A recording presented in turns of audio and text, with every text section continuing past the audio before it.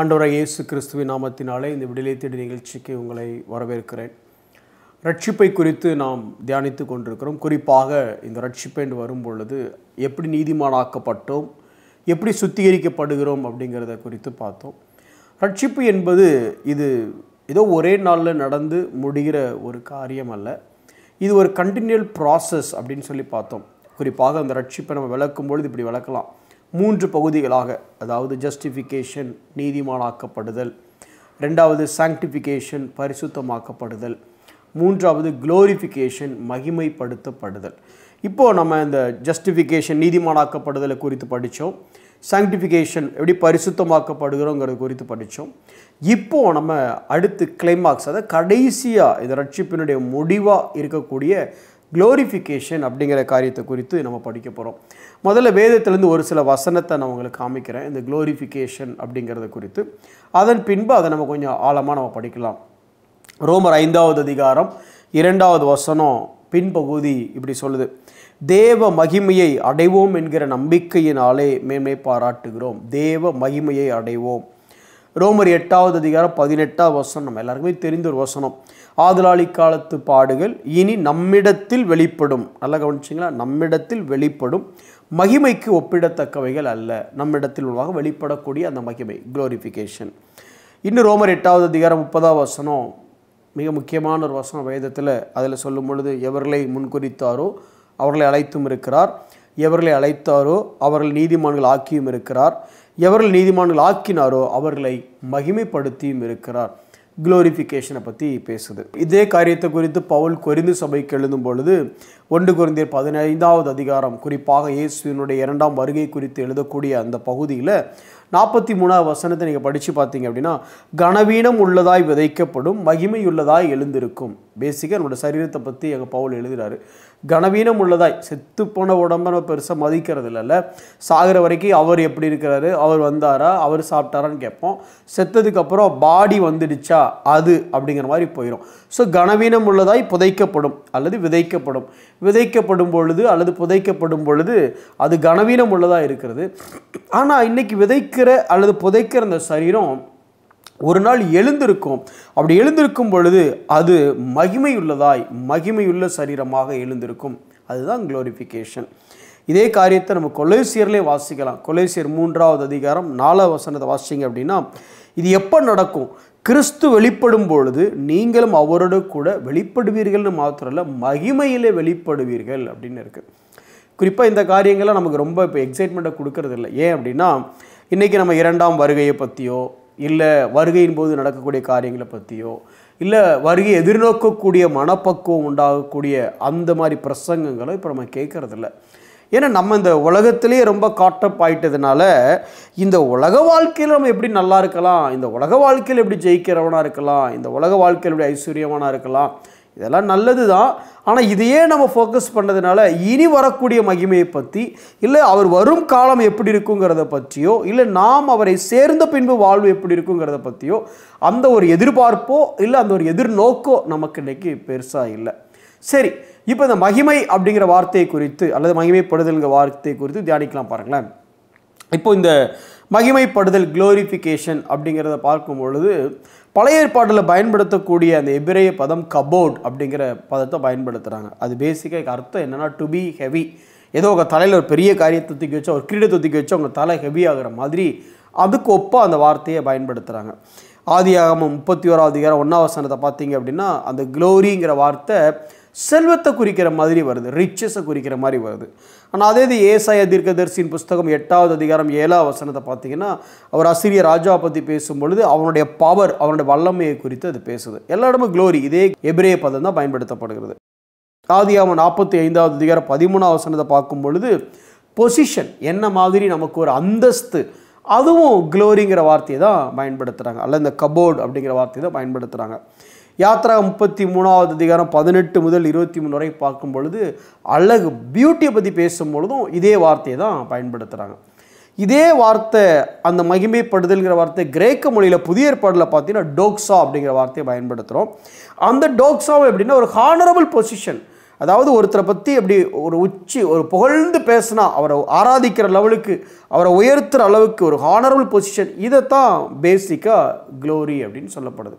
நல்லா கவனிங்க. இப்போ நான் சொன்ன எல்லா வார்த்தையும் அர்த்தமும் எதுக்காக சொன்னேன்னா, தேவன் மகிமைப்படுவார், தேவன் மகிமையில் இருக்கிறார் அர்த்தத்துக்காக சொல்ல வரல.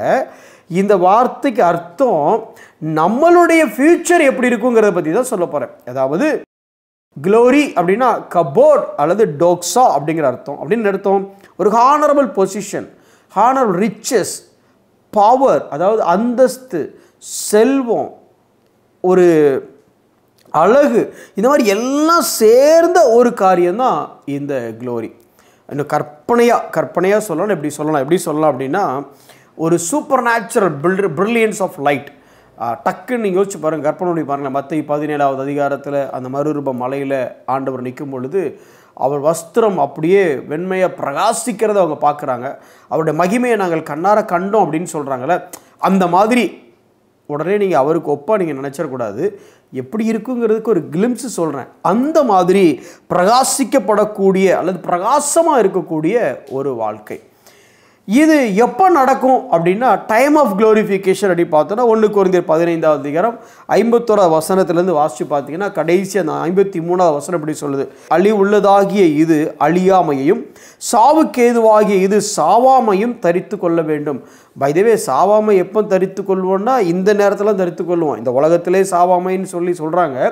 ஆனால் வசனம் சொல்கிற சாவாமை எப்போ அப்படின்னா, இதோ ரகசியத்தை உங்களுக்கு அறிவிக்கிறேன், நாம் எல்லாரும் நித்திரை அடைவதில்லை, கடைசி எக்காலம் தொனிக்கும் பொழுது ஒரு நிமிஷத்திலே ஒரு இமைப்பொழுதிலே நாம் எல்லாரும் அருரூபமாக்கப்படுவோம் அப்படின்னு சொல்லி ஆண்டவருடைய வருகையின் தருணத்தை பற்றி வேதம் சொல்லுது.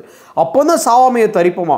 அப்போ எப்போ நடக்கும்னா, ஆண்டவர் வரும் பொழுது இந்த சரீரம் மறுரூபம் அடைந்த ஒரு சரீரமாக மாறும், இல்லை மகிமையுள்ள சரீரமாக மாறிடும். சரி, இதுக்கு என்ன, ஏன் இந்த பர்பஸ் ஆஃப் க்ளோரிஃபிகேஷன், ஏன் இந்த மகிமைப்படுதல்? இந்த ரட்சிப்பினுடைய கடைசி ஸ்டேஜ் என்னென்னா மகிமைப்படுதல். இங்கே தான் இந்த ரட்சிப்பு முடிவடைகிறது. இந்த ஜஸ்டிஃபிகேஷன் சொன்னால் நீதிமானாக்கப்படுதல், அது ஒரு டைம் நடந்துச்சு, அங்கே முடிஞ்சுது. ஆனால் அங்கே இருந்து இந்த சாங்டிஃபிகேஷன் பரிசுத்தமாக்கப்படுதல்னு சொன்ன பார்த்தீங்களா, இது நடந்துக்கிட்டே இருக்குது. என்னைக்கு இயேசுவை சந்திக்கிறோமோ அல்லது என்னைக்கு நாம் அவரை போய் சேர்றோமோ அப்போ அது பரிசுத்தமாக்கப்படுதல் முடிஞ்சிருது. ஆனால் எப்போ நடக்குது க்ளோரிஃபிகேஷன், எப்போ இயேசு வருகிறாரோ அப்போ நம்ம சரீரம் க்ளோரிஃபிகேஷனாக, அதாவது மகிமைப்படுத்தப்பட்ட சரீரமாக மாறிடுது. இதெல்லாம் எதுக்கு அப்படிங்கிறீங்களா? ரொம்ப சிம்பிள். அதாவது இந்த உலகத்தில் நீங்கள் ரட்சிக்கப்பட்ட உடனேயே, அதாவது கடந்த காலத்தில் ரட்சிக்கப்பட்ட உடனே பெனால்ட்டி ஆஃப் சின், பாவத்திற்கான தண்டனை நீக்கியாச்சு. நீ பண்ண பாவத்துக்குலாம் தண்டனை கிடையாது. இது ரட்சிக்கப்பட்ட உடனே அந்த ஜஸ்டிஃபிகேஷனில் நடக்கிறது. அடுத்து சாங்டிஃபிகேஷன், இந்த உலகத்தில் வாழ்கிறோம்ல, பரிசுத்தமாகுதல் நடந்துக்கிட்டே இருக்கா. இப்போ என்ன ஆகுதுன்னா, பவர் ஆஃப் சின், அதாவது பாவத்தின் வல்லமை உங்கள் மேலே இருந்த வல்லமை எடுபட்டு போச்சு. பாவத்துக்கு உங்கள் மேலே வல்லமை கிடையாது, உங்களுக்கு பாவத்தின் மேலே வல்லமை ஆயிடுச்சு. எப்படி? எபிரேயர் 7வது அதிகாரம் 23வது வசனத்தில் வேத வசனம் சொல்லுது, உங்களுக்காக எனக்காக அவர் வேண்டிக் கொள்கிறார், எப்போ நான் முற்றுமுடிய ரட்சிப்பதற்காக வேண்டிக் கொள்கிறார். அதனால் இதுக்கு மேலே அவருடைய வேண்டுதலையும் மீறி, இல்லை உங்களுக்கு கொடுக்கப்பட்டிருக்கிற அந்த உயிர்த்தெழுதலின் வல்லமை, பரிசுத்த ஆவியின் வல்லமையை மீறி பாவம் உங்களை மேற்கொள்ள முடியுமானா மேற்கொள்ள முடியாது. பட் நீங்கள் ஈல்டு பண்ணுறது அது வேறு விஷயம். இப்போ இந்த பாவம் தானே பிரச்சனை பிரதர். எப்போ நம்ம மகிமைப்படுகிறோமோ அப்போது இந்த ப்ரெசன்ஸ் ஆஃப் சின்னே இல்லை. பாவம் என்கிற ஒன்று இல்லாத ஒரு உலகம், அந்த வாழ்க்கை எப்படின்னு கற்பனை பண்ணி பாருங்கள். நம்மளால் கற்பனோட பண்ண முடியாது. ஏன்னா நாம் கேள்விப்பட்ட இந்த உலகம், நம்ம பார்த்த இந்த உலகம் முழுக்க முழுக்க பாவம் உள்ள, பாவம் நிறைந்த உலகமாகவே இருக்கிறது. ஆதியாகமம் 1வது அதிகாரம் 2வது அதிகாரத்தை படிக்கும்போது மட்டும்தான் பாவம் இல்லாத ஒரு உலகத்தை பார்க்க முடியுது. 3வது அதிகாரத்தில் இருந்து முழு வேதாகமும் பாவமுள்ள ஒரு உலகத்தை பற்றியே பேசுது. கடைசி வெளிப்படுத்தல் வரும்பொழுது நம்ம என்ன பார்க்குறோம் அப்படின்னா, பாவம் இல்லாத ஒரு உலகம் எப்படி இருக்குன்னு பார்க்குறோம்.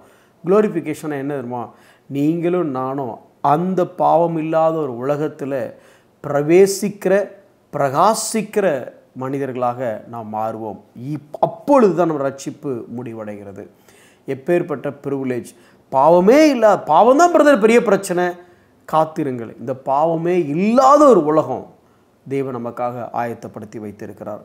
கண்களை மூடி நாம் ஜெபிப்போம். ஆண்டவரே, நான் போய் உங்களுக்காக ஒரு ஸ்தலத்தை ஆயத்தம் பண்ணுவேன் என்று நீங்கள் சொன்னீங்களப்பா.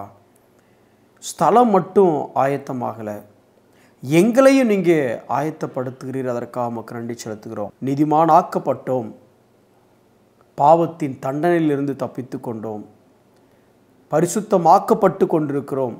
பாவத்தின் வல்லமையை ஓவர் கம் பண்ணக்கூடிய கிருபையை நாங்கள் பெற்றுக்கொண்டோம்.